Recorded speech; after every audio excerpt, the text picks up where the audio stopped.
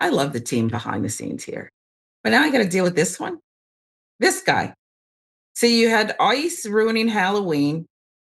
Okay.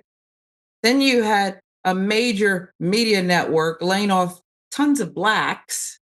And now I have to deal with this guy? Can I hold my nose and get through it?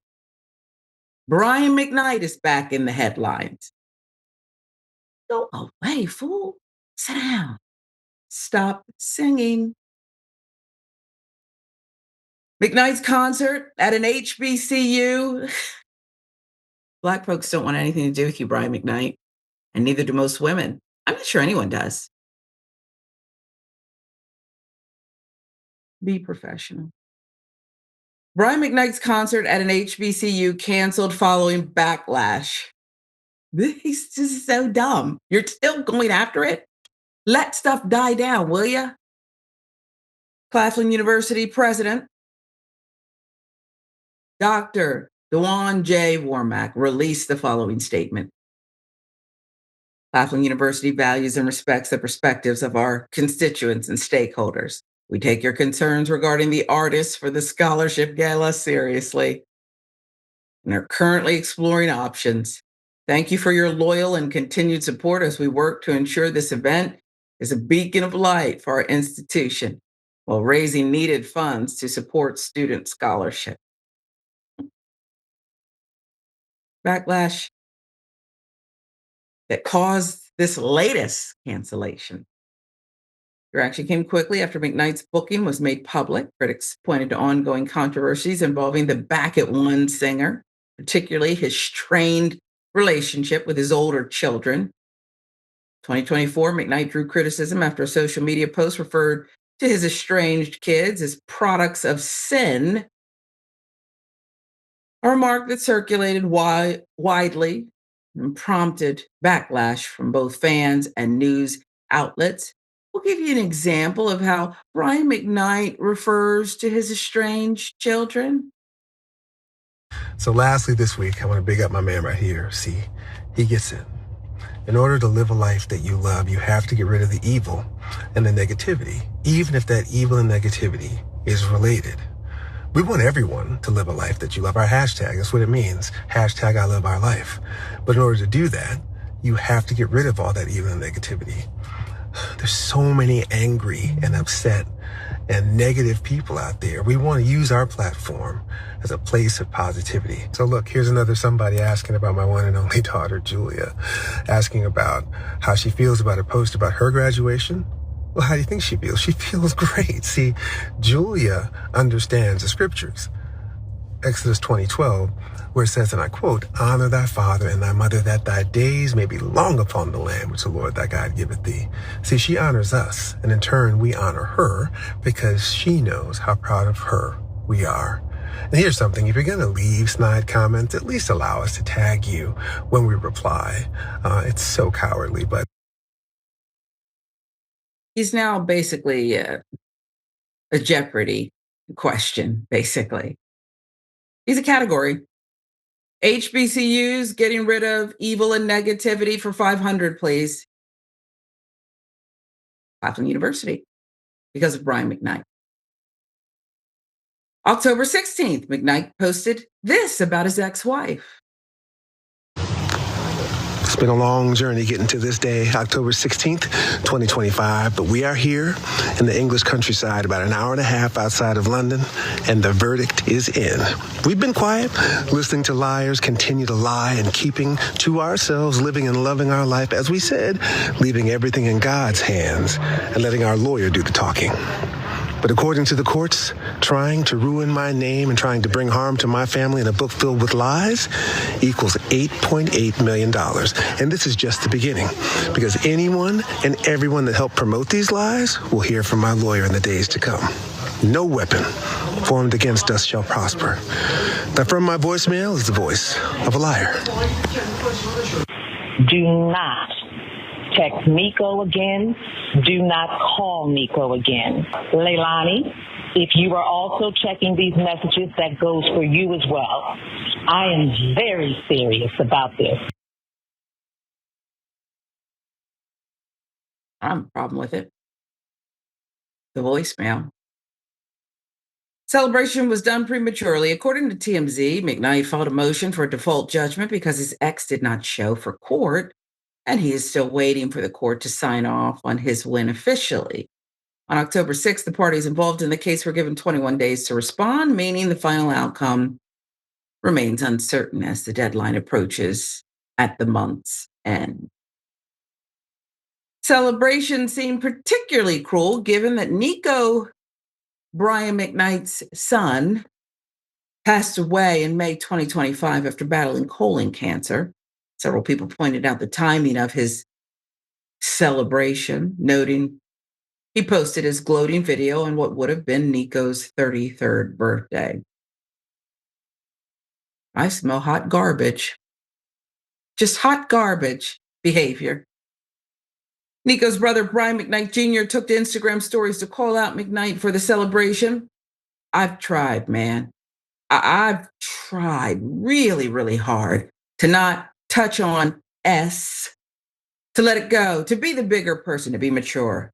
But the S going on with my dad right now, man, if y'all aren't seeing what's happening, if y'all aren't seeing the fact that this is just a very hurt and a very emotionally unavailable and not intelligent person that has still not been able to handle the death of his own mother, to decide to make certain posts on my late brother's birthday? Say what you want, dog. But the gloves are off for me. I don't know if Brian McKnight Jr. can sing or not, but I'll go to his concert. I'll buy a ticket tonight. Okay. Over the other one tonight. Nico and his brother Brian Jr. are the children Brian McKnight shares with ex-wife Julie McKnight. McKnight also fathered another child, Brianna McKnight, outside of his marriage, and a son named Clyde with an unknown woman. However, the only children the singer acknowledges are the children he shares with his wife, Leilani Malia Mendoza, two of whom are Leilani's children from a previous relationship, but McKnight has adopted them as his own. He has legally changed his name to become a senior. Why would he do that?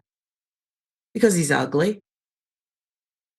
He changed his name to become a senior to his then newborn son, even though he had already been a senior to his eldest son, Brian Jr. In 2019, his daughter, Brianna, sued him for defamation after he made damaging allegations about her in a viral video. Nico previously had spoke about the lack of support from his father when he was battling cancer. When I was about to die in the hospital from complications from my cancer, I just wanted to bury the hatchet and hear him say he loves me, Nico told his followers on X. He told me he couldn't arbitrarily tell me he loves me. Still cut so deep. We were bad children, sure, yes. But my sisters have always deserved better. They don't deserve this outright disrespect. Brian McKnight claimed that he offered his son medical assistance during his final days, but that Nico and his mother declined. The last thing, and thank God I'm not suffering, but there's so many people who are. I can't imagine anything less attractive to a dying son than to be around a filth of a father. You want positivity, comfort, and light, I would think, in your final moments, not a father who doesn't know how to love you and never did. I obviously have my mind made up, Jordan.